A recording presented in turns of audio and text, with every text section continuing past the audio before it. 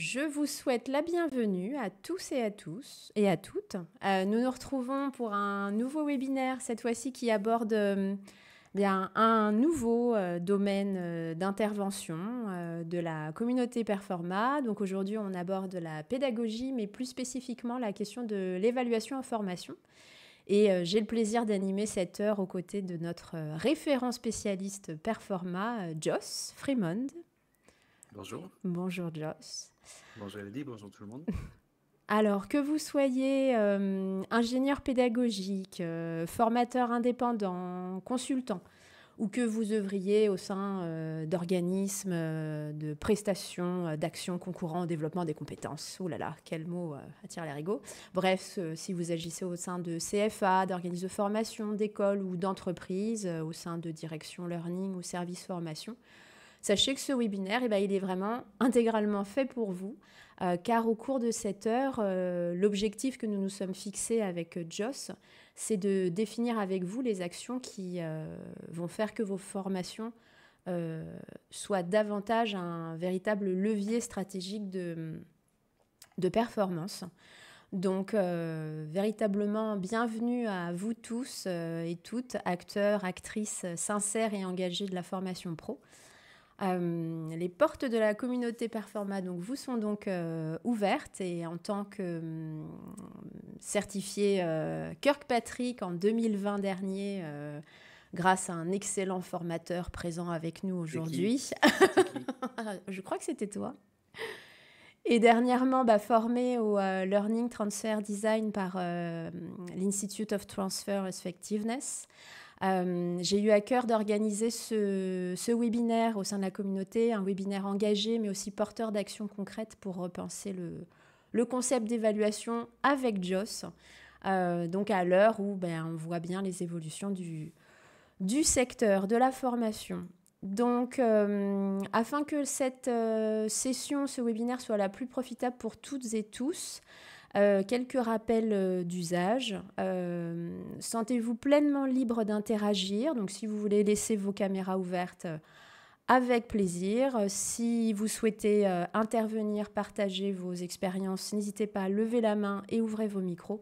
Le but, c'est véritablement de croiser les regards sur cette problématique de l'évaluation de la formation, l'évaluation des compétences à l'issue d'un parcours pédagogique. Vous avez ici le sommaire. On a 1 heure ensemble. On va essayer d'être le plus efficace qu'il soit. Je ne peux pas vous faire la promesse qu'au bout d'1 heure, véritablement, on aura fini. Donc voilà, n'hésitez pas à rester avec nous un petit peu plus, surtout pour prolonger les discussions. Donc ce qui m'amène à me tourner vers toi, Joss, puisqu'en tant que référent Performa, spécialiste de l'évaluation, tu as souhaité t'impliquer auprès des affiliés de la communauté. Et donc, je te remercie pour ton engagement. Et pour cela, je te laisse la parole pour te présenter et démontrer à quel point il est nécessaire de faire converger la démarche d'évaluation des effets de la formation avec la durabilité et les enjeux prioritaires des organismes. Voilà, je te laisse la parole. Bonjour tout le monde, merci beaucoup Elodie. Très content d'être là avec vous aujourd'hui. Alors pour ceux qui ne me connaissent pas, donc je suis de nationalité d'origine britannique, de nationalité franco-britannique, donc je suis marié avec une Française grâce au Brexit. Donc ne me posez aucune question sur le Brexit. Je tiens à vous m'excuser auprès de tous de la part de mon pays. Mais bon, je pense que les choses s'arrangent un petit peu. Mais en tout cas, voilà, ça fait presque 30 ans que je suis en France, 25 ans dans le champ de la formation professionnelle, 3 enfants et puis une boîte que j'ai créée en 2012 qui s'appelle Lingway, qui a 3 champs d'activité, tous dans la formation. Donc, on fait des formations en langues étrangères, plutôt pour les avocats, pour les juristes, donc en anglais juridique, qui est pour moi un peu à part de l'anglais un peu général, parce que les avocats, ils ont sont des besoins très opérationnels et avec un vocabulaire très, très différent, avec des choses qui ne ressemblent pas à l'anglais au quotidien.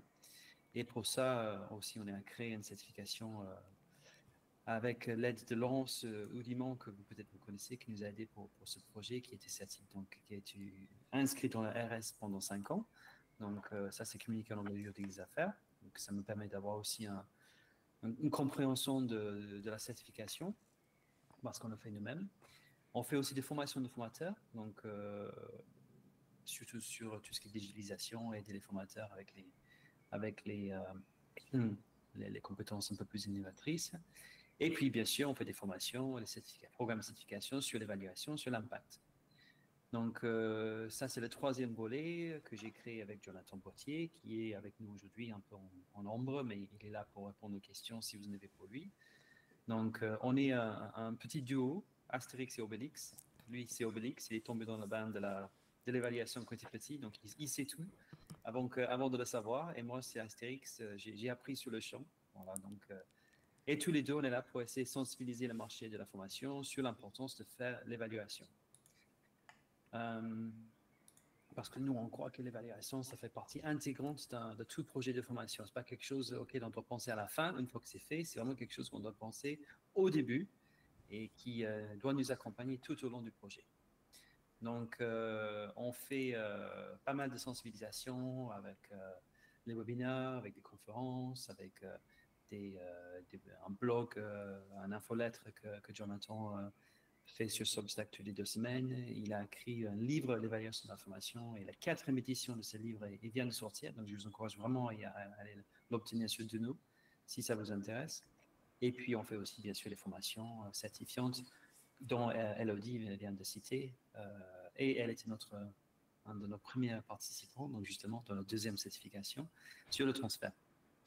Donc, on est là, oui, on est là pour tout le monde dans le marché de la formation. On est là pour les organismes de formation, on est là pour les consultants, on est là pour les concepteurs, on est là pour les ingénieurs, on est là pour les responsables de formation, pour les charges de formation, voilà, les acheteurs comme les vendeurs, les deux côtés.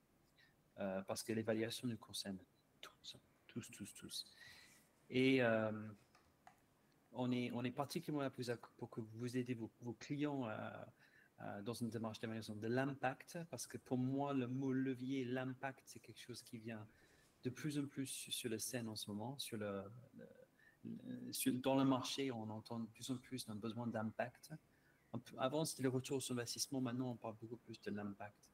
Et même le titre, la newsletter de Jonathan, c'est Impact Formation.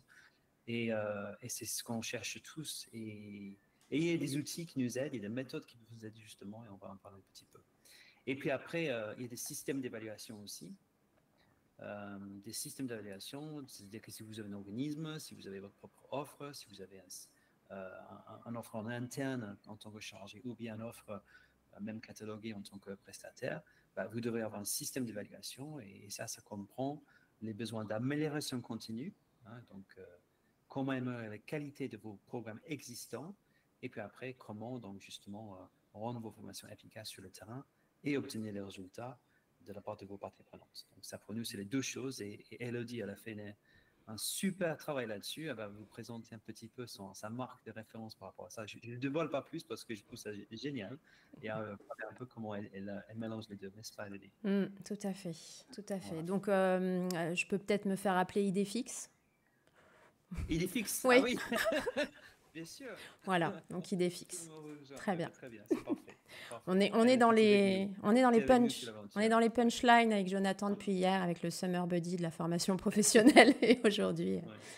Voilà. Ouais. Bref. On fait un podcast aussi, oui, j'ai oublié. Donc justement, Elodie était notre invitée. Je retourne au service parce qu'elle a fait une très, très jolie intervention en tant qu'invitée à notre podcast. Retour sur les attentes. Et tout ça, vous pouvez aller voir sur l'évaluation.formation.fr. Voilà. Très bien, merci beaucoup.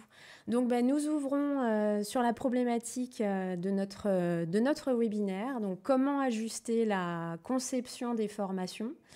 On va bien parler de conception de formation, conception pédagogique, donc ingénierie pédagogique, pour que justement ces formations deviennent transfert effective. Alors mon accent j'ai B2++, mais mon accent n'est pas encore top. Mais en gros, comment est-ce qu'on peut effectivement ajuster la conception de ces formations pour qu'elles deviennent vraiment impactantes, performantes, robustes.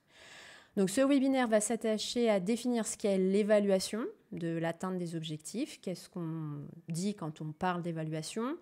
Nous allons appréhender donc les modalités de contrôle de l'application concrète des acquis de la formation, mais en situation de travail. On présentera succinctement les leviers d'efficacité du transfert et on terminera par une vulgarisation des indicateurs d'impact des formations à l'heure justement des multiples évolutions de la réglementation de la formation professionnelle. Donc, je le répète, notre approche au sein de ce webinaire comme au sein de ceux auxquels vous avez déjà participé, c'est vraiment une approche pédagogique participative. N'hésitez pas à lever la main pour compléter, étayer nos propos, faire part de vos retours d'expérience. Si des éléments sont avancés et que vous ne les comprenez pas ou que vous n'êtes pas d'accord, eh bien, engageons la discussion, échangeons. Le but, c'est de réfléchir collectivement pour œuvrer à la structuration d'actions durables, mesurables, robustes, donc au service de la formation professionnelle. Donc, c'est parti pour le remue-ménge. Alors voilà, on y va. c'est parti. Conception. J'ai noté en tant qu'anglais, d'origine anglaise, qu'en France, on a un petit problème lié au système scolaire, c'est que vous mettez énormément de pression sur les enfants avec ces systèmes de notes. Voilà, tout le monde est sur Pronote en train de regarder les notes des examens, etc., des relevés bulletins de nos enfants parce que on regarde les moyennes sans cesse, il faut avoir des objectifs de moyens. Voilà, si un enfant il fait un mauvais score, mais qu'est-ce qu'on va faire? C'est terrible. C'est tout le temps on est en train de suivre les notes de nos enfants. Et en tant qu'adulte, cette trace d'être jugé par rapport à notre travail reste un petit peu encore. Et j'ai remarqué que lorsqu'on parle d'évaluation, beaucoup de Français, ils pensent que l'évaluation, c'est la mesure. C'est la mesure de quelque chose. Quel est le résultat en fonction de la notation qu'on pourrait avoir. Et avec Jonathan, ce qu'on essaie de dire, c'est que l'évaluation, pour nous, il n'y a pas que ça.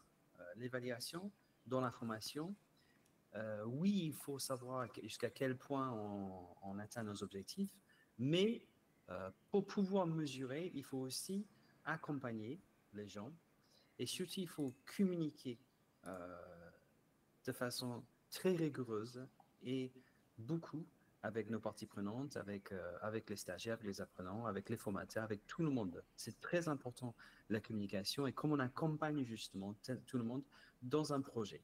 Voilà. Donc l'évaluation, ce n'est pas que juste la mesure de quelque chose, les données qu'on essaie de suivre, que ce soit les indicateurs de performance ou les indicateurs liés à la formation, le taux d'acidité, le résultat d'un quiz ou le nombre d'heures qu'on a fait, etc. Non, pour nous, l'évaluation, il faut vraiment penser que la formation doit être au sein d'un projet avec un début, un milieu et une fin.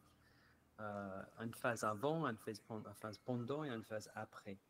La formation ne s'arrête pas quand la formateur dit j'espère que ça vous a plu, au revoir, on se voit pour la prochaine fois. Pour nous, c'est fini ça. La formation doit être planifiée et conçue dès le départ et toutes les modalités d'évaluation, y compris les modalités d'accompagnement, doivent être aussi planifiées en même temps que les séquences pédagogiques dans un projet. Et j'ai remarqué qu'en fait, de plus en plus, lorsqu'on est dans la formation et on souhaite avoir de la réussite dans notre métier, ce qu'on cherche finalement, c'est qu'on cherche des projets de formation qui sont pérennes. Les formations qui peuvent durer plusieurs années, ou avec les gens qui reviennent de la part d'autres gens qui ont été recommandés, ou les clients, un énorme client qui nous recommande une formation, ça, pour nous, c'est un signe de réussite. Et pour avoir cette pérennité-là, nous-mêmes, on l'a vécu et on le vit avec nos clients, il faut lourdement insister sur le temps de préparation d'un projet. On ne peut pas aller de la commande à l'exécution dans 2 semaines. Ce n'est pas possible. Il faut vraiment insister sur l'entretien avec les parties prenantes, ou avec des gens qui sont intéressés pour la formation, si on a des participants qui sont individuels. Il faut observer les gestes métiers sur le terrain. Il faut prendre son temps à vraiment comprendre les besoins et aussi avoir une posture aussi qui nous dit que peut-être finalement la formation, ce n'est pas la solution ou la seule solution aussi. Hein, parce que parfois, les gens ont tendance à croire que la formation, c'est la solution miraculeuse à tout mal, tout mot MAUX qui existe. Et parfois, on sait que non. Là, on a accompagné un responsable formation. Il a dit qu'en fait, elle a essayé 3 formations différentes en 6 mois avant de se rendre compte que le commanditaire, il s'est carrément trompé sur le besoin. C'était autre chose carrément qu'il fallait faire. Donc, au lieu de juste dire oui, on va faire une formation, il faut prendre son temps. Et toutes les modalités de communication, d'évaluation, il faut les planifier au préalable aussi. Et une fois que la formation est finie, il faut que l'apprenant comprenne que le projet n'est pas fini. Il y a une phase après pour la mise en application. D'accord? Et que nous, on doit accompagner, nous, dans la formation, les apprenants, les parties prenantes, les bénéficiaires, sur le terrain pour qu'ils puissent mettre en application.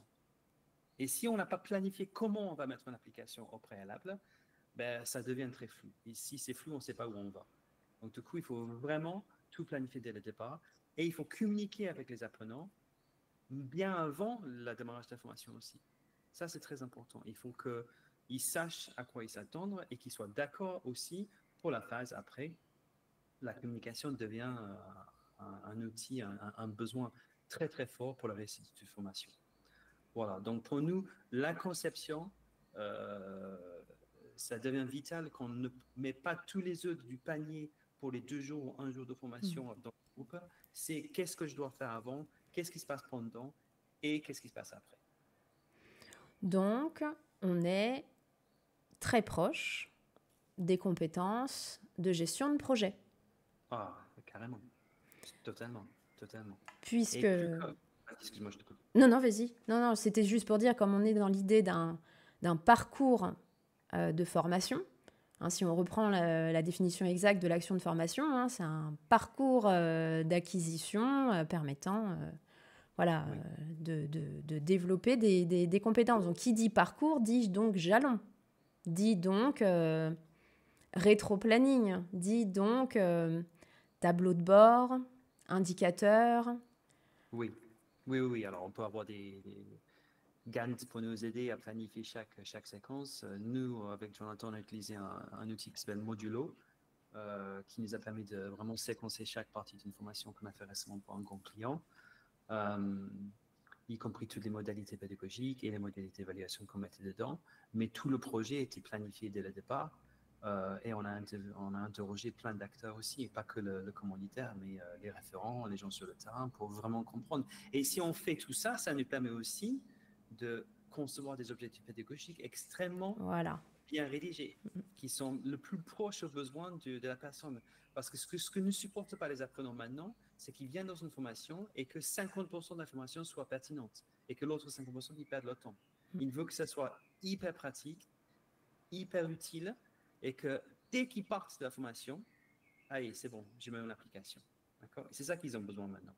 Donc, le temps devient une ressource extrêmement précieuse et il ne faut pas se tromper dans la conception par rapport à ça. Et plus qu'on passe du temps, nous, avant, pour justement bien définir les objectifs pédagogiques, bien rédiger, mieux que ça nous aide à concevoir des séquences pédagogiques en phase.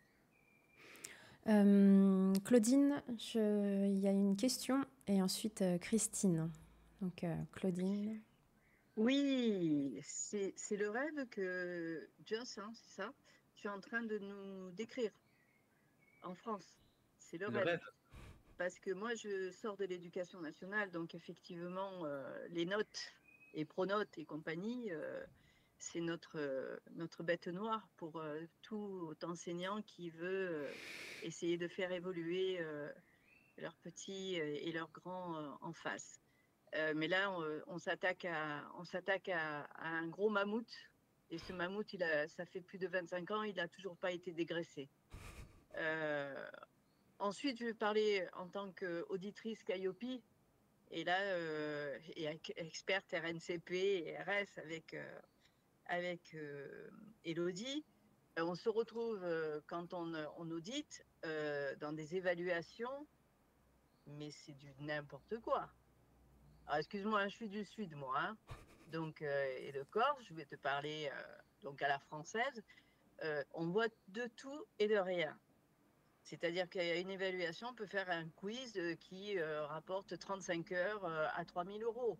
C'est-à-dire le besoin qui a été défini au départ, il n'a jamais été question de vraiment voir le besoin de la personne. C'est le besoin du porte-monnaie. C'est ça la France. Et troisième exemple, je viens de faire une formation de 35 heures, puisque bon, on m'a foutu à la retraite, je voulais pas, mais on m'a foutu à la retraite.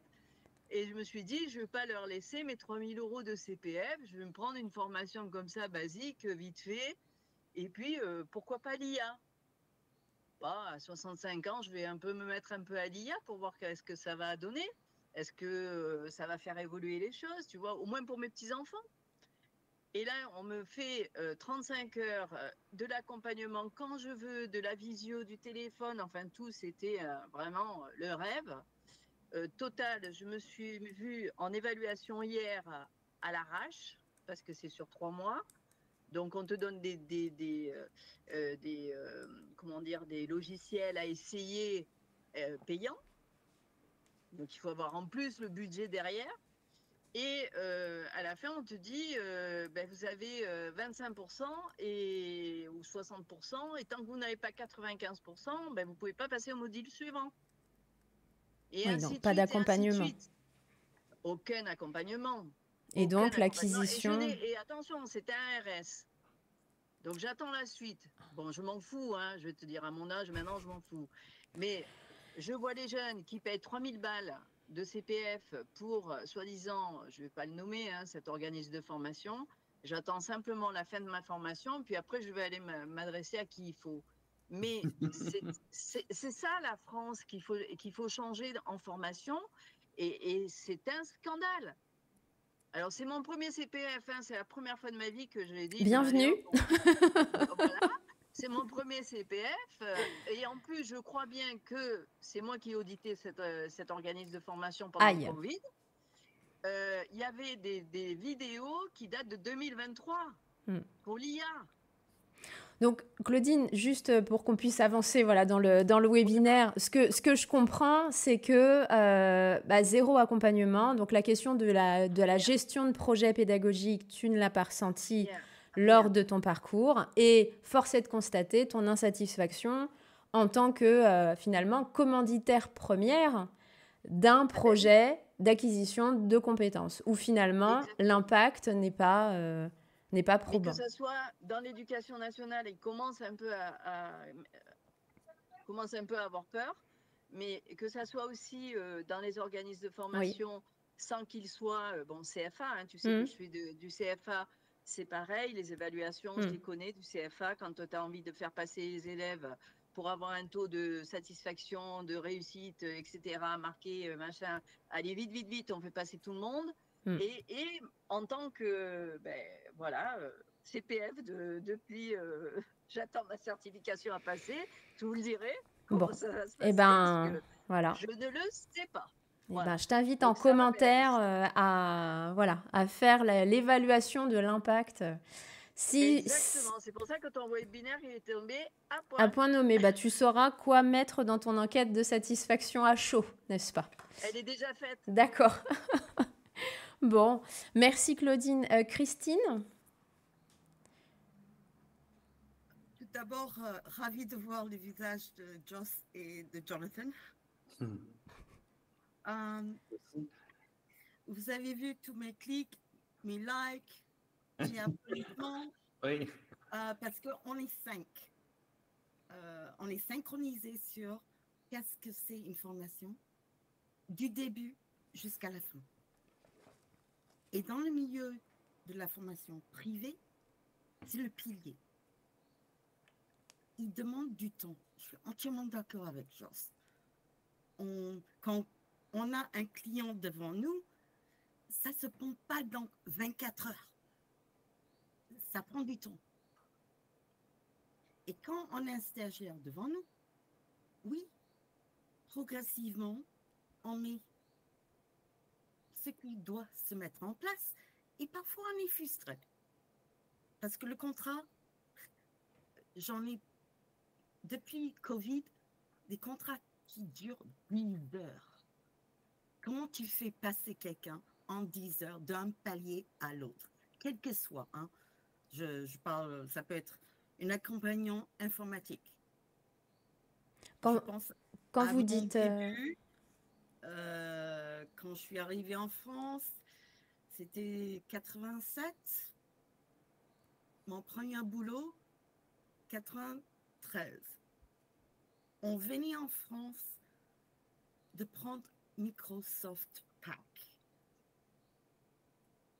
Et mes directeurs, j'étais corporate à l'époque, ils savaient que je n'avais jamais touché un clavier depuis mes études. Et ils m'ont mis dans une formation Excel parce que je devais sortir des tableaux, ok? C'était l'objectif. C'était l'objectif à évaluer. Exactement, ok? Et a-t-il été évalué conformément aux attentes? Alors, l'époque, l'entreprise qui a fait cette formation, il a compris que on sort Christine des autres personnes et on l'aide à faire autrement. Et ça, c'est aussi le rôle des centres de formation. Ouais. Quand on détecte quelqu'un a besoin d'un accompagnement différent, on recontacte le client et on leur propose. On sort cette personne et on leur fait une formation particulière. Ok. Bah, merci Christine pour votre partage. Je vais rebondir à Claudine. Calliope, les CFA doivent l'avoir. Et en ayant intervenu dans des CFA, j'admire les profs. Ok? Ils savent ce qu'ils doivent faire. Mais l'admin n'est pas forcément au point. Et quand je dis ça, selon l'établissement, l'administration n'a pas la procédure qu'il faut suivre. Et c'est ça le problématique des CFA aujourd'hui. Bon. Je vois l'heure qui tourne, on a beaucoup de slides à passer parce qu'on a pas mal de tips et de réflexes à vous transmettre. Donc, en tout cas, merci pour vos partages.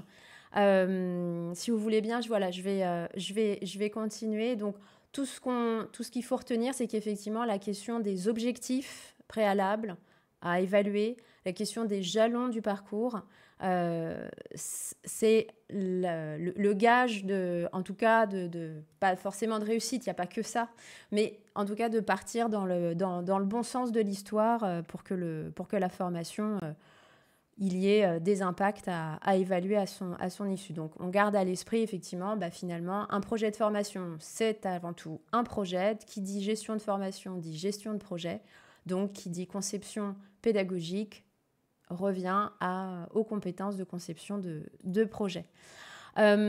Justement, on parlait d'impact, on parlait d'accompagnement, de levier permettant ce transfert des apprentissages. Vous avez sur ce slide effectivement un pourcentage qui fait mal au cœur quand on est concepteur, quand on est créateur de contenu, de formation, de se rendre compte qu'effectivement, les statistiques nous disent qu'aujourd'hui, simplement, dans une formation, simplement 15% de la cohorte formée ne réussira à transférer en situation professionnelle les compétences acquises en formation.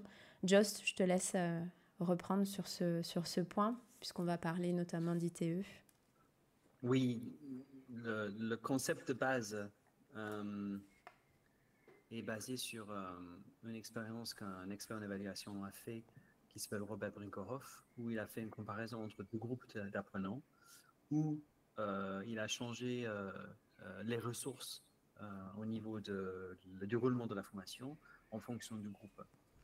Et lorsqu'on met toutes nos ressources dans la formation, dans l'action de formation, il a vu qu'en moyenne, 15% des apprenants mettent en application ce qu'ils ont appris de façon pérenne.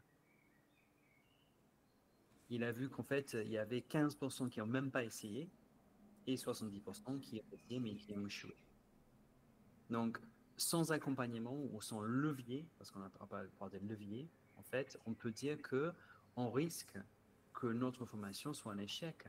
Parce que si on n'accompagne pas les gens sur le terrain et si on ne planifie pas cet accompagnement, on laisse les apprenants un peu seuls à faire l'application. Parfois, c'est réussi. Hein. Parfois, il y a des apprenants qui sont motivés, qui ont des occasions d'appliquer, qui ont la discipline pour le faire, hein, surtout. Mais c'est pas l'ensemble des gens, c'est pas la plupart des gens. Vraiment, il y a beaucoup de gens qui ont besoin d'aide pour mettre en application. Et c'est pour ça qu'on parle de levier.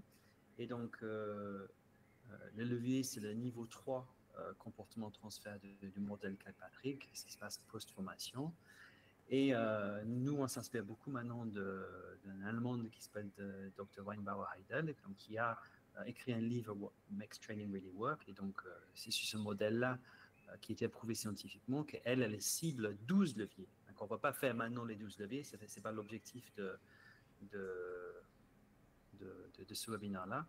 Mais quand même, les 3 catégories, je trouve, parce qu'elle les a regroupées en 3 catégories, ça nous permet de voir un peu plus clair, c'est comment on fait pour aider l'apprenant, comment on fait pour mieux concevoir la formation elle-même, pour ce qu'on appelle faciliter le transfert, et qu'est-ce qu'on doit faire avec l'organisation autour pour pouvoir aussi permettre d'appliquer. Et donc, du coup, ce que je trouve très intéressant pour nous tous, c'est qu'elle parle de levier dans la partie conception. Parce que, de façon chronologique, on dit, oui, mais si c'est après la formation, moi, je ne suis pas là. Je ne sais pas, je ne peux pas être là pour aider. D'accord ? Je ne peux pas être là pour accompagner. C'est vrai, parfois, on ne peut pas être là. On peut quand même faire pas mal de choses pour rester en contact, mais parfois, les consultants, les formateurs, ils disent, ouais, ben, une fois que la formation est finie, c'est plus possible d'avoir accès aux apprenants, donc on en reste là. Mais au moins, on peut quand même concevoir des choses intéressantes pour faciliter le transfert. Et notamment, un que j'adore, c'est Active Practice, c'est la pratique active.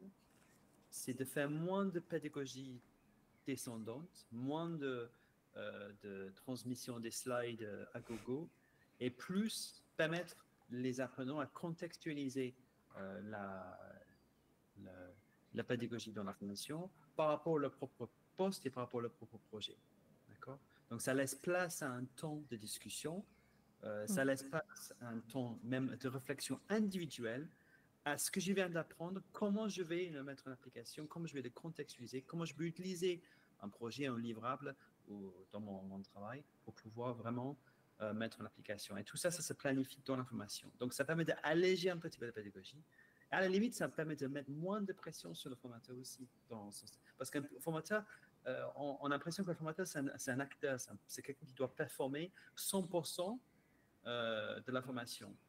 Mais là, nous, ce que je trouve très intéressant avec Jonathan, c'est qu'en fait, dans une formation maintenant, on prend le temps de laisser discuter les participants entre eux. On prend le temps de laisser même les participants à réfléchir, même seuls. On leur demande d'être seuls dans leur coin, ou si c'est à distance, d'éteindre la caméra, de mettre... Et 10 minutes, pensez à votre projet. Maintenant, qu'est-ce que vous allez faire par rapport à ce que vous venez d'apprendre pour votre propre projet? Parce que vous n'avez pas le temps de le faire dehors, donc vous allez le faire maintenant. Et en fait, au début, on se dit en tant que formateur, on ne peut pas faire ça parce que nous, il faut qu'on soit en contact avec les gens tout le temps, c'est pas bon de le laisser. Mais le retour, en fait, c'est souvent, ah oui, j'avais besoin de ce temps-là. Et puis, ah oui, j'étais avec ce groupe-là et en fait, par rapport à mon projet, ils m'ont posé pas mal de questions auxquelles je n'ai pas pensé. Et donc, du coup, ça m'a fait penser à ça. Donc, vous voyez, ce changement de pédagogie permet en fait de contextualiser beaucoup mieux comment ça se passe par rapport au second poste de travail. Et donc, du coup, après la formation, mettre en application. Donc, dans la conception même, on peut commencer à faire des choses très intéressantes qui nous facilitent, nous, en tant que formateurs, mais aussi facilitent le transfert sur le poste de travail.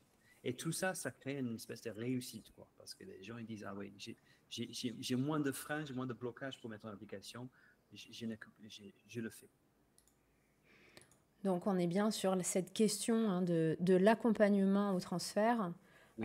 de l'accompagnement à l'atteinte de l'objectif, puisque effectivement dans la méthode, ce qu'il faut comprendre, c'est que les cailloux qui sont sur ce chemin menant aux objectifs, ils sont nombreux et il faut les avoir anticipés, il faut les avoir interrogés avec le bénéficiaire, avec les parties prenantes de la formation, pour savoir justement quel levier activer pour que ces cailloux puissent hop là, être mis de côté, non pas ignorés, simplement mis de côté, puisque finalement ils ne deviennent plus un frein au développement des compétences. Notre objectif véritablement aussi avec ce webinaire, c'est, vous l'avez compris, et puis vous qui me connaissez, la notion de compétence, on n'est pas sur une notion d'acquis, on est sur une notion de compétence, de faire, de réaliser, pas simplement d'anticiper ou de prévoir ou de être proactif à la réflexion. Non, c'est véritablement être en capacité de faire, de se tromper, de faire les erreurs, mais de faire. Et donc, effectivement, j'en ai été témoin lors de la dernière formation sur le transfert design. Effectivement, ces temps où on est mis sous cloche pendant 5 minutes, 10 minutes, pas plus, sont une richesse à l'acquisition et à l'incorporation des techniques. Ce qui fait que dans le temps de progression, eh bien, ce temps est comptabilisé dans le scénario pédagogique. Donc, pour ceux qui sont avec nous, ingénieurs pédagogiques, concepteurs pédagogiques, ce sont bien des temps à faire apparaître au scénario. C'est ça, c'est exactement ça. Et on a l'impression qu'on lâche un petit peu les participants, mais finalement, on ne lâche pas. On leur rend service. On leur rend service en faisant ça. Exactement. Ça ajoute aussi à la qualité de la formation. Donc, il faut se faire confiance, en fait, qu'on n'a pas besoin d'être là sur la scène et d'intervenir à tout moment. On peut réduire la quantité du contenu qu'on doit transmettre. Parce que finalement, on n'est pas les enfants. Les enfants, ils arrivent à mémoriser une quantité d'informations incroyable. Nous, adultes, on a besoin d'être motivés par rapport au contenu qu'on a. On a besoin de contextualiser, on a besoin de voir que c'est utile pour nous. Et tout ça, ça devient très important. Et oui, les ressources qu'on a, le temps est une des ressources qu'on a, il faut l'utiliser très, très sagement. Donc ici, j'ai mis quelques exemples de plus qu'on peut avoir. Avec Jonathan, on met en place pour nos formations sur mesure des chartes d'engagement. On demande aux apprenants de lire la charte d'engagement avant, de la signer, qui s'engagent à venir dans toutes les sessions, à faire les travaux personnels asynchrones entre les sessions, à rendre les livrables par rapport au délai qu'on va donner après la formation. C'est-à-dire que c'est très clairement expliqué quel est le programme, quels sont les objectifs, mais aussi à quoi on s'attend. Parce que s'il ne s'engage pas à faire ça, il ne va pas prendre le temps aussi de mettre en application. Et du coup, la formation, c'est un réussi. Donc, nous, on communique de façon très claire au préalable d'une formation à quoi il s'engage. Comme ça, il ne peut pas nous dire après, je n'étais pas au courant, etc. Non, on lui explique ce qu'il faut qu'il fasse. Et on essaie d'inclure les livrables, un plan d'action ou des livrables à rendre, vraiment quelque chose de contextualisé par rapport à son travail, pour qu'il puisse aussi planifier les étapes à faire.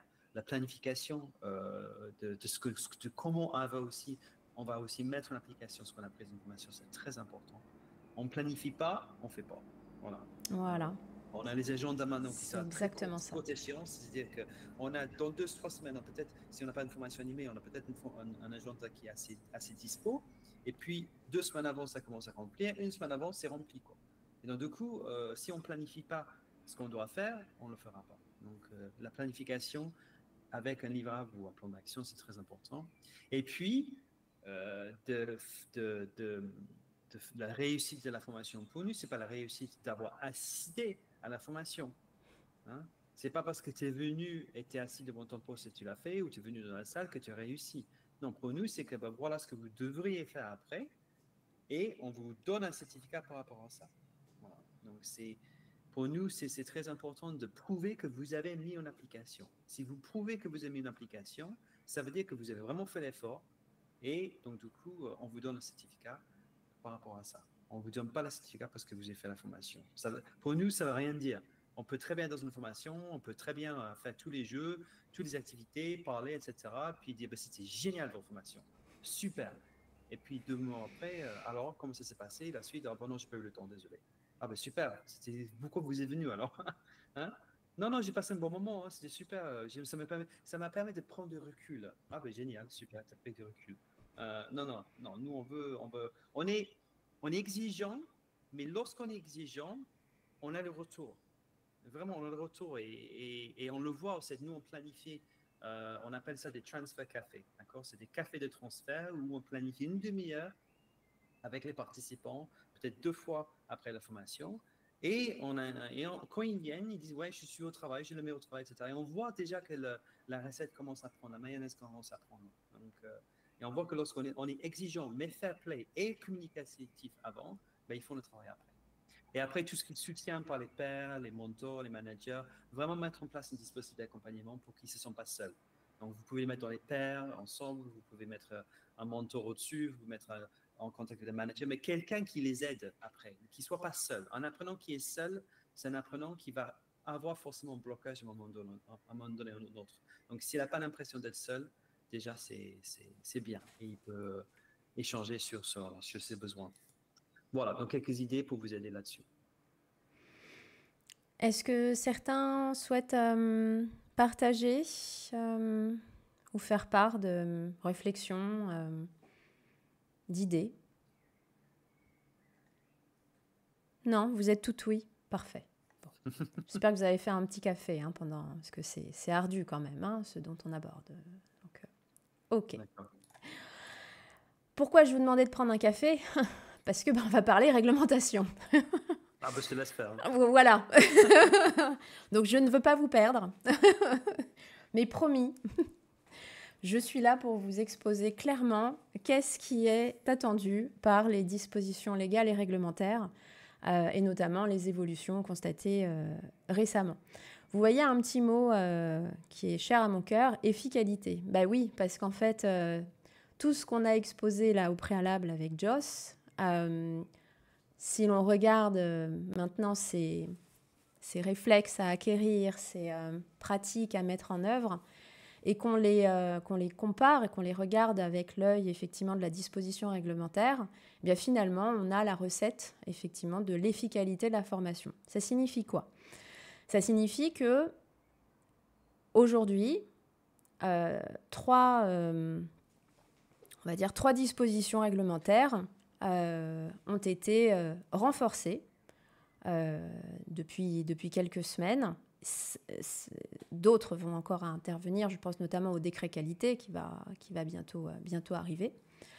Mais si l'on regarde la notion de l'impact en formation, la notion de l'évaluation simplement, ou la notion du transfert et du bénéfice de la formation, eh bien on voit que si l'on parle du décret qualité, finalement, déjà le 6 juin 2019, on en parlait, notamment au sein de 3 critères. Le critère 2 de Calliope, donc, qui évoquait effectivement une conception pédagogique de prestataire, conçoit les actions donc, qui sont en lien avec la fixation d'objectifs. Donc ça signifie bien que la conception pédagogique du parcours, tous les constituants de ce parcours doivent répondre aux objectifs professionnels, aux objectifs opérationnels et donc aux compétences professionnelles à acquérir. Au sein de la méthode justement du transfert effectiveness, il y a ce qui s'appelle le canevas des objectifs. Le canevas des objectifs, ce n'est rien d'autre que finalement les comportements critiques, alors pas critiques en soi parce qu'inatteignables, c'est quels sont les comportements professionnels justement à mettre en œuvre une fois la formation terminée, une fois la formation achevée. Donc, je ne veux pas prétendre que certains n'ont pas été en capacité de comprendre le décret qualité, parce qu'un décret est toujours simple à comprendre, hein. Les mots sont très simples, très, très accessibles. Mais en gros, c'était déjà mentionné au sein de ce critère 2. On parlait aussi dans le critère 3 de Calliope de tout ce qui est accompagnement des bénéficiaires, suivi des bénéficiaires et donc évaluation. Finalement, ce qu'on a exposé précédemment avec Joss, on est là-dedans, dans l'accompagnement des bénéficiaires et un suivi nécessaire pour leur permettre justement déjà d'aller jusqu'au bout du parcours pédagogique, pour éviter les abandons, les échecs, etc. Mais c'est surtout un accompagnement vers le transfert des compétences. Et pour la question de l'évaluation, là, c'est effectivement là où le bas blesse, c'est qu'on était beaucoup plus sur le niveau 2 de Kirkpatrick, qui est sur l'évaluation des acquis, en fait, des connaissances. Comme je disais tout à l'heure, connaissances, on est au niveau réflexif, cérébral, intellect, alors que compétences, on est dans la jonction des deux et on est plutôt sur le faire, l'agir et donc les mains. Et effectivement, là, pour le coup, ce critère 3 ne faisait pas trop projecteur sur cette notion de transfert en situation de travail. Mais par contre, si on passe enfin au critère 7 de Calliope, et notamment l'indicateur 30, on voit bien qu'il était question, alors je vais faire bondir Jonathan parce que je sais ô combien tu supportes pas le mot évaluation à froid, évaluation à chaud, parce que froid, chaud, modéré, tempéré, aquatique, on ne sait pas. Ok, mais on parlait quand même d'évaluation à froid.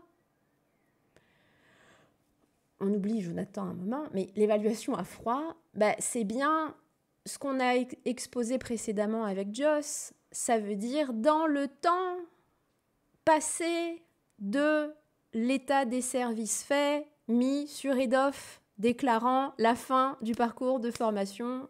Tout à l'heure, Catherine parlait de 10 heures. À la fin de ces 10 heures, oui, d'accord, très bien, mais ça, c'est le réglementaire. Et maintenant, l'opérationnel, c'est effectivement l'évaluation de l'impact de la formation. Et qu'est-ce qu'on fait de ces résultats obtenus des formés qui ont répondu à cette évaluation à froid? Eh bien, on en fait ce qui est attendu à l'indicateur 32, notamment une mise en œuvre d'actions correctives pour améliorer, alors non pas la qualité des petits fours, peut-être pas des petits fours, des pains au chocolat ou du jus d'orange, mais en tout cas améliorer la qualité de quoi? De l'accompagnement, du suivi du bénéficiaire pour lui permettre d'arriver aux objectifs opérationnels fixés au programme de formation. Tout était déjà écrit, comme ça, en 2019.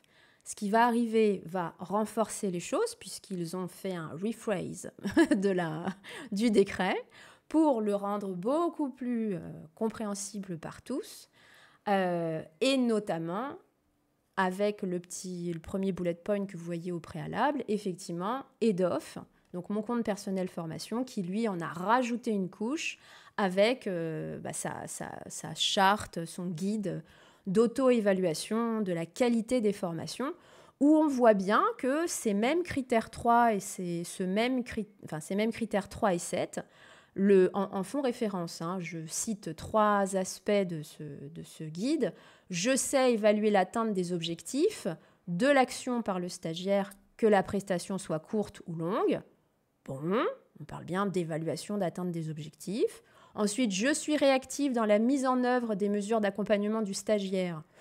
Bon, en veillant à l'engagement des bénéficiaires, tiens donc, notion d'engagement, et en prévenant les ruptures de parcours. Je peux le démontrer. Si dans le scénario pédagogique, on n'a pas d'éléments de preuve, c'est ballot. Et enfin, pour un dernier aspect de ce guide, pour le critère 7, je m'assure des retours des apprenants au cours et en fin de prestation et j'en tiens compte dans l'ingénierie pédagogique de l'action. Je peux le démontrer. Tout est dit. Donc, il faut absolument évaluer les objectifs préalablement au déroulé du parcours. Il faut concevoir pédagogiquement un parcours qui tienne compte de ces jalons, je parlais de gestion de projet, mais c'est ça, de ces jalons, de ces moments qui font partie intégrante de la formation. Et je rejoins Joss quand il dit le formateur-acteur, on n'est pas là pour faire le spectacle quand on forme. Étant moi-même formatrice depuis plus de 25 ans, voilà, je le sais aussi, et on le voit. On n'est pas là pour tenir le micro constamment. On est là pour accompagner tel un tuteur de géranium qui va juste montrer au géranium de quelle manière pousser et qui va ensuite partir tout seul. Et enfin, le décret des certifications. Et ça, on en parlera lors du webinaire de la semaine prochaine que j'animerai pour Performa. Eh bien, on a cette notion de l'impact en situation professionnelle qui apparaît clairement maintenant au sein de ce décret, c'est au niveau des données d'insertion professionnelle. Aujourd'hui, pour une première demande, si vous déposez une certification professionnelle, une seule promotion vous est nécessaire. Mais elle vous sera validée. Pourquoi ? S'il y a une notion de transfert en situation de travail. Et donc, ça veut dire que si le parcours pédagogique a permis le transfert des compétences en situation et a permis aux bénéficiaires d'obtenir un emploi, de conserver son emploi pour améliorer ses compétences. Donc, on y est en fait. Donc, oui, c'est ronchon que de penser à tous ces décrets qui tombent tous les 4 matins. Oui, bien sûr. Mais nous, au sein de la communauté, on est là pour vous éclairer et vous dire en fait, voilà comment est-ce qu'il faut interpréter, en tout cas, ces mots parfois un peu compliqués à comprendre et surtout vous dire l'importance de l'évaluation, de l'efficacité, qualité des actions de formation. Pour finalement synthétiser ce que je viens de vous exposer, eh bien, je vous propose ce schéma qui résume les choses en fait. La formation, elle est au cœur de toutes nos considérations. Vous tous et toutes qui êtes avec nous, on est des acteurs de la formation à différents niveaux, consultants, ingénieurs, pédas, formateurs. Mais finalement, posons-nous la question de c'est quoi une formation ? C'est quoi une action de formation ? On entendait tout à l'heure Claudine évoquer une action de formation qui finalement a un certain coût et qui ne montre pas toute la qualité. Justement, est-ce que ce type d'action est effectivement une action de développement de compétences ? Ou n'est-ce pas simplement de l'informationnel ? Si effectivement c'est une formation, cela signifie qu'il y aura bien transformation du bénéficiaire qui a suivi le parcours. Donc, en moyen mémotechnique, voilà ce qui peut vous être proposé. S'il n'y a pas d'impact, ça veut dire qu'il n'y a pas de transfert, et donc ça veut dire que ce n'est pas une formation. Et pour anticiper le webinaire de la semaine prochaine, justement, sur la compréhension du décret 2025-500 sur les certifications professionnelles, en fait, France Compétences l'a dit clairement, maintenant c'est ça. C'est s'il n'y a pas de transformation, tout simplement, eh bien, le dossier sera rejeté, sans passer par les fourches codines de l'instruction. S'il n'y a pas, à première vue,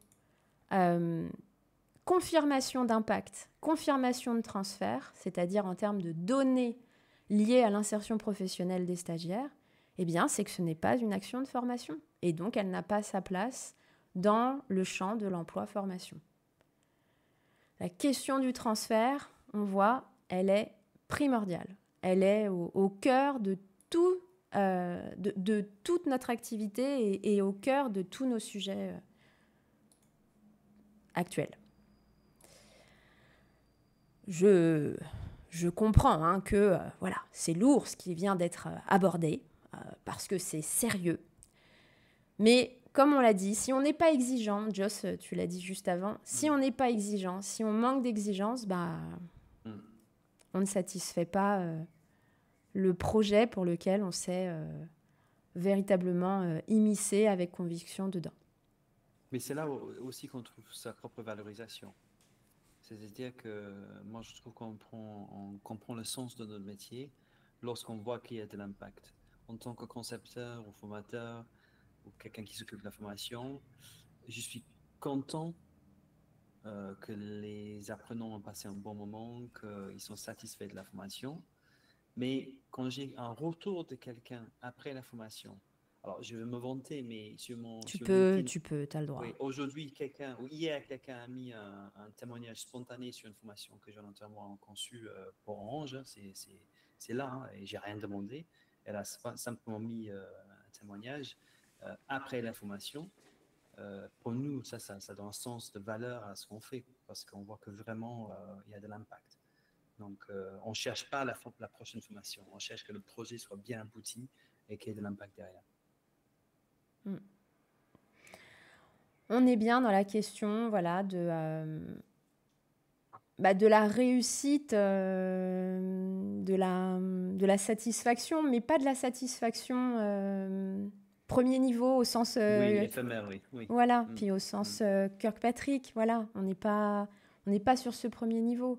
Notre objectif, c'est vraiment de faire de la formation un succès pour tous, commanditaires, bénéficiaires, formateurs. Tu le disais avec Jonathan, vous le dites tout le temps, vous êtes satisfait en tant que formateur, justement, quand vous avez eu la preuve que le transfert a eu lieu. Parce que c'est là où notre mission, elle est révélée. On est des passeurs de compétences, des passeurs de savoir, des transmetteurs. Donc voilà, la clé, l'employabilité, vous l'avez compris, c'est véritablement la question phare et la question primordiale de la responsabilité de l'OPAC pour former et évaluer en conscience justement les stagiaires. Et on n'évitera pas, effectivement, dans toutes ces formations, catalogues sur étagère, où, on n'évitera pas. Le monde est ainsi fait. Très bien, mais si l'on est un acteur engagé, éco-responsable, parce que ça participe à l'éco-responsabilité, ça participe justement à l'économie et à la rationalisation des énergies. Notre temps est une énergie. Le temps de formation est de l'énergie. L'impact sur la société est fort si effectivement l'employabilité n'est pas à la clé. Donc tout ça, c'est une démarche éco-responsable. Ça participe à l'éco-responsabilité.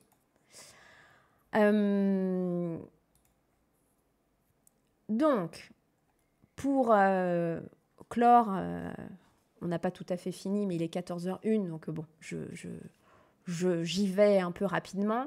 Mais en tout cas, vous l'avez compris, tout ce que l'on vous a présenté, en tout cas les idées qui, nous espérons, avons fait émerger dans vos esprits, c'est véritablement pour vous inviter à rester en fait toujours dans la proaction, c'est-à-dire d'adopter la parfaite attitude d'anticipation, de prévention des risques et de résolution finalement de problèmes avant qu'ils ne surviennent dans vos activités respectives. Parce qu'on en a parlé hier lors de la préparation du podcast, et encore tout à l'heure avant le webinaire, aujourd'hui, bon nombre d'acteurs sont dans la réaction et pas l'anticipation. Et c'est pour ça que toutes ces dispositions réglementaires, légales qui s'imposent, finalement, on les voit comme des freins à l'activité. Mais par anticipation, je vous l'ai exposé tout à l'heure, finalement, déjà depuis le 2019, ça avait bien été renforcé par le décret qualité et par le décret sur les certifications professionnelles. Donc, véritablement, c'est une invitation à la proaction que je vous fais aujourd'hui. Et Joss, tu seras d'accord avec moi qu'il faut œuvrer en efficacité. Et donc, au sein de la communauté Performa, on vous propose de nous rejoindre à l'occasion du prochain workshop qui se tiendra donc à l'automne et qui aura pour thématique effectivement l'intégration de l'efficacité au cœur de vos activités. Et je précise que cette théorie de l'efficacité, vous la retrouverez aussi au sein de la 4e édition du Grand Livre de la Formation qui est paru chez Duno, parce que j'ai eu le plaisir d'être à côté de Jonathan Potier et sur invitation de Johan Vidalanque. Vous pourrez déjà vous approcher de la théorie, mais véritablement lors de ce workshop, on verra au sein de vos différentes activités, que ce soit des activités de formation, mais aussi des activités, Joss, tu l'as dit tout à l'heure, de consulting. Cette approche-là de l'impact, du transfert, de l'accompagnement est bénéfique et est valable, transposable, peu importe le secteur d'activité. Là, effectivement, le webinaire était vraiment orienté formation au regard de l'actualité juridique.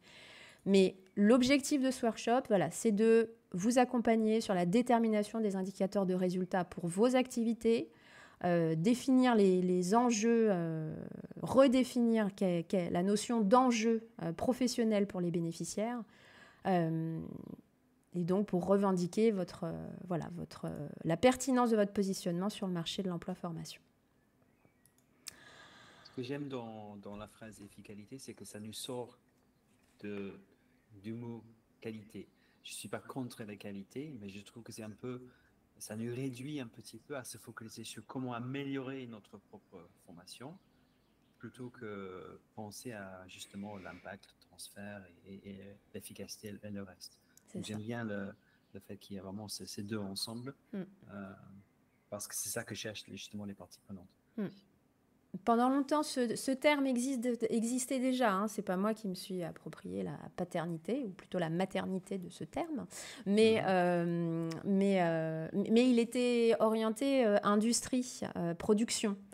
Et pas effectivement service auprès de particuliers.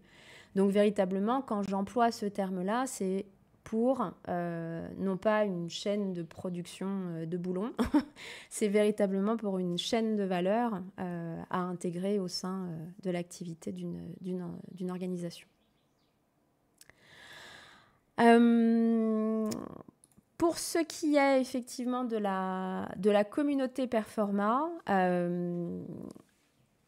vous avez à l'écran les valeurs, la mission, les ambitions de la communauté. On l'a vu un petit peu au démarrage, mais cette communauté Performa existe finalement depuis quasiment 3 ans, mais elle œuvrait dans l'ombre préalablement. C'est depuis le 20 mars dernier que j'ai souhaité l'officialiser pour ouvrir les portes au plus grand nombre afin de contribuer tous ensemble, acteurs de la formation, à l'amélioration de notre système formation. Les fondements de la communauté et les fondements de Performa sont puisés dans la permaculture.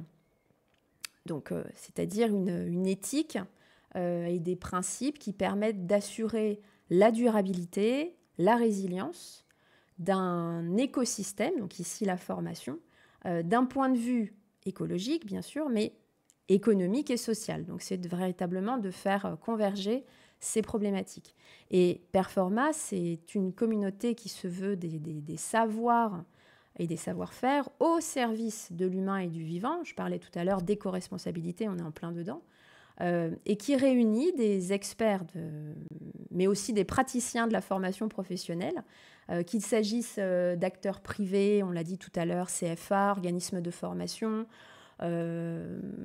indépendants, direction formation, mais aussi des institutionnels, des fédérations, la direction du travail, des CPNEFP, qui tous souhaitent œuvrer au sein de la communauté en tant qu'acteurs engagés à l'amélioration du système.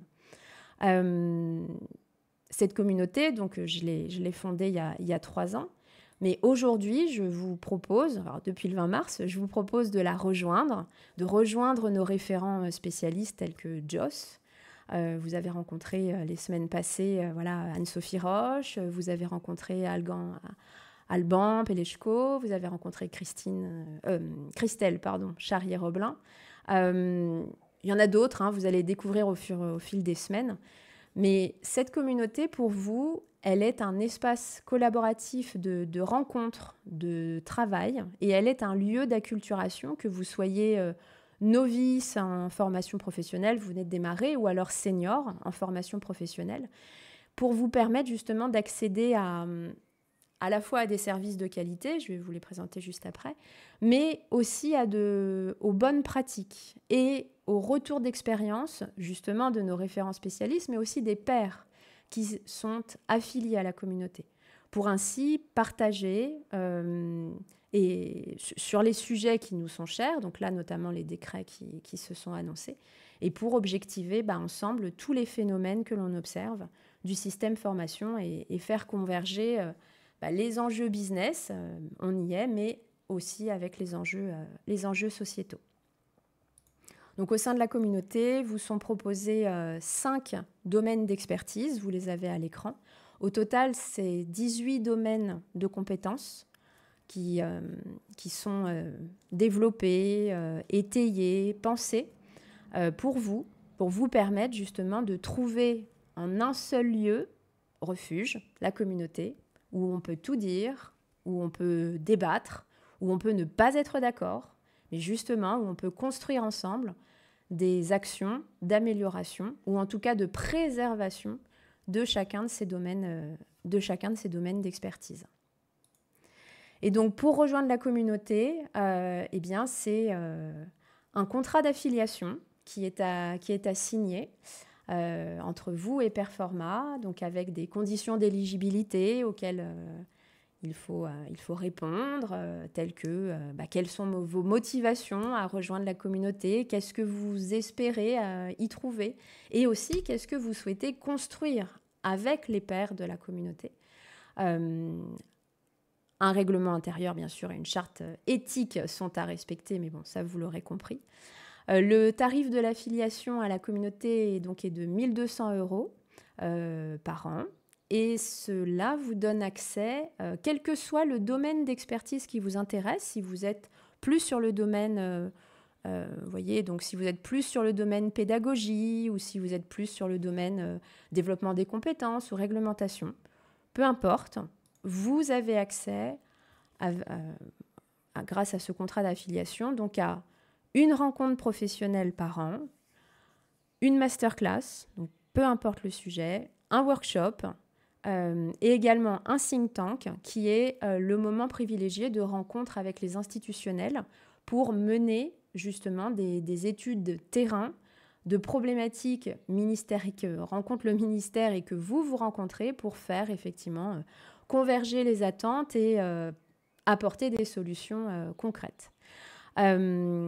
Avec ce contrat d'affiliation, vous avez également accès à un réseau social collaboratif qui est exclusivement réservé aux affiliés et pour lequel vous pourrez choisir 5 thématiques. Donc, parmi les 18 domaines de compétences, vous pourrez choisir 5 domaines de compétences. Donc, par exemple, le domaine financement pour la réglementation, le domaine bilan des compétences pour développement des compétences, le domaine IA. Bref, vous avez au choix 5 domaines de compétences.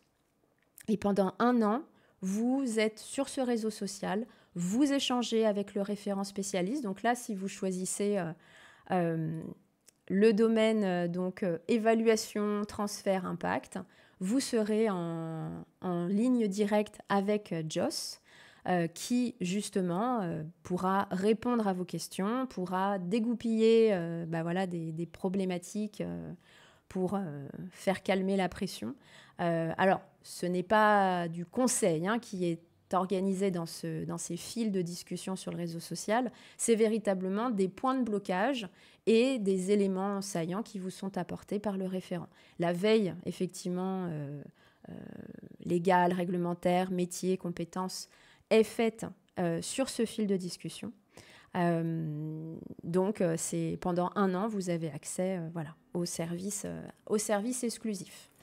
Bien sûr, bon, ce serait dommage, mais si vous ne souhaitez pas recourir à l'affiliation, vous pouvez tout à fait souscrire à un service ou à un autre, auquel cas, voilà, vous avez les tarifs publics qui sont affichés sur ce slide.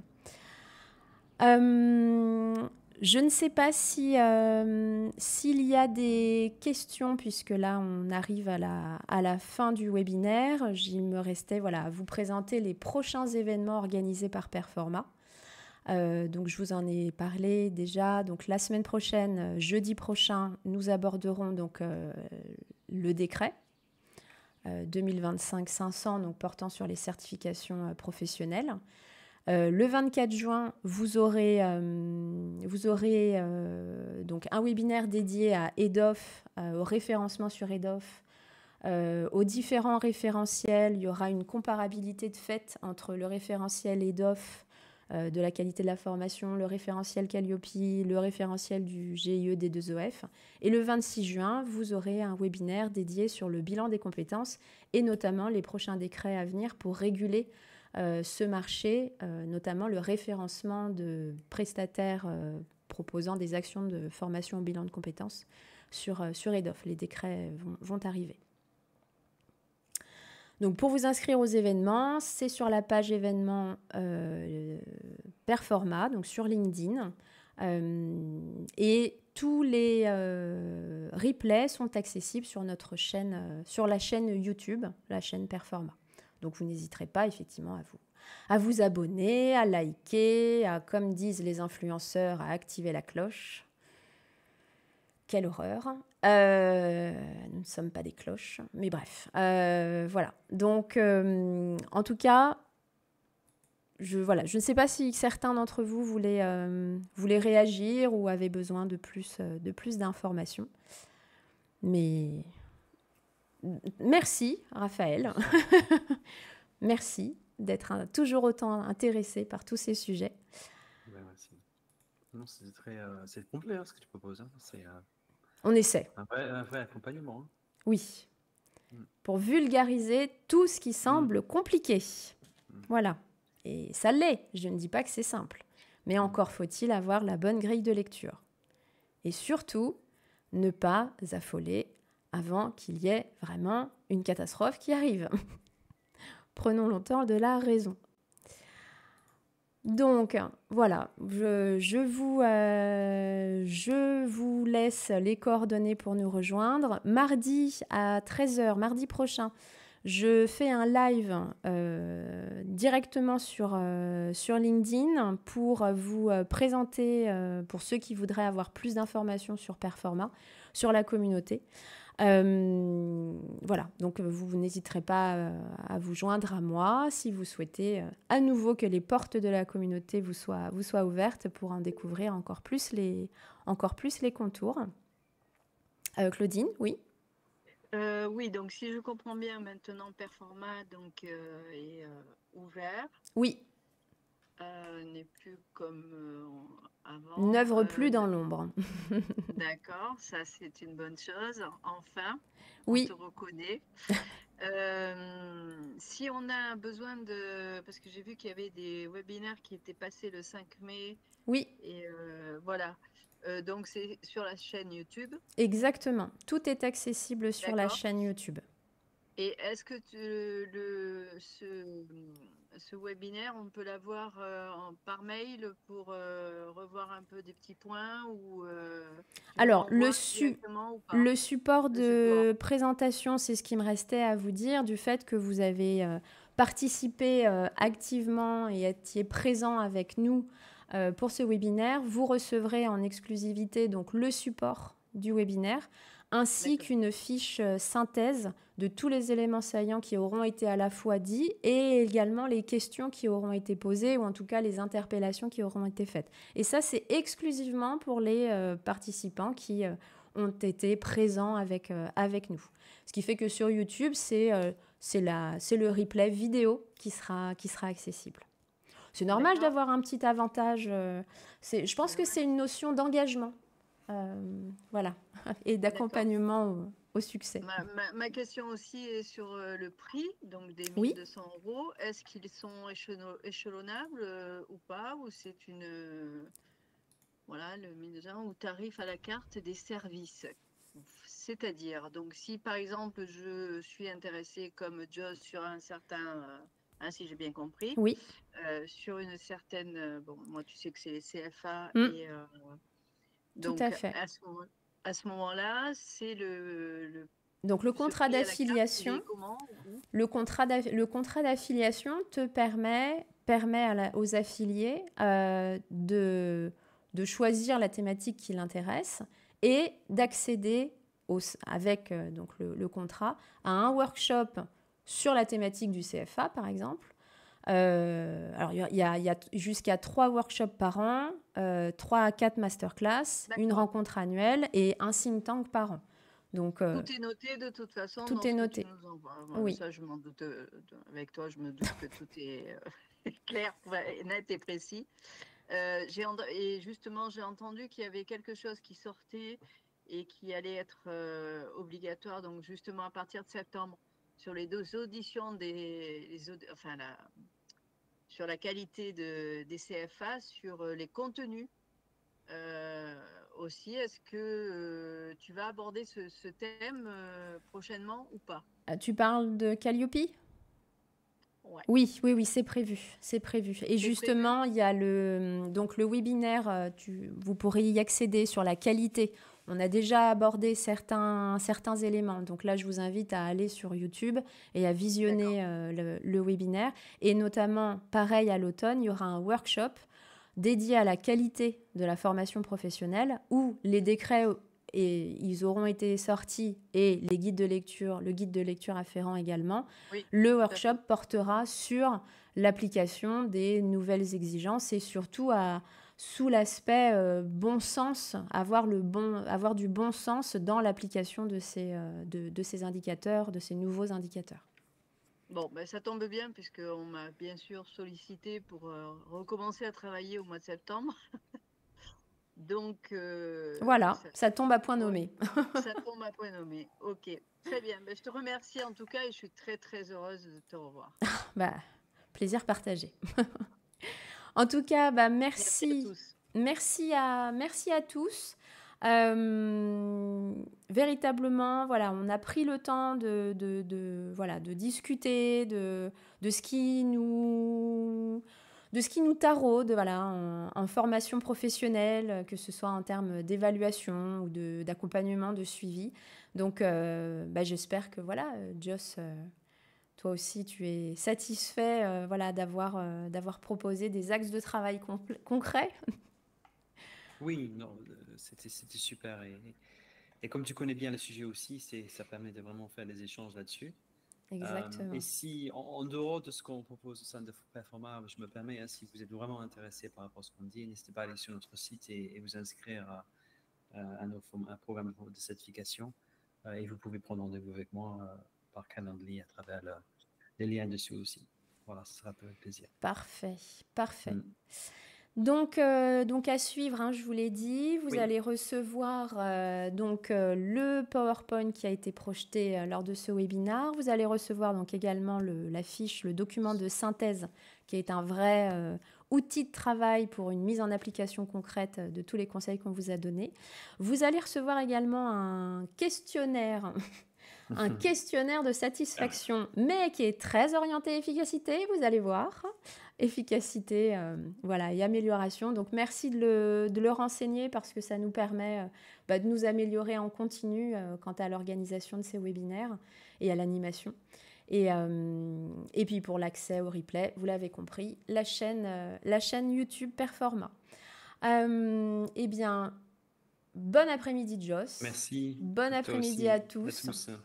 Et comme à l'accoutumée, voilà, prenez bien soin de vous, de vos proches et de notre maison.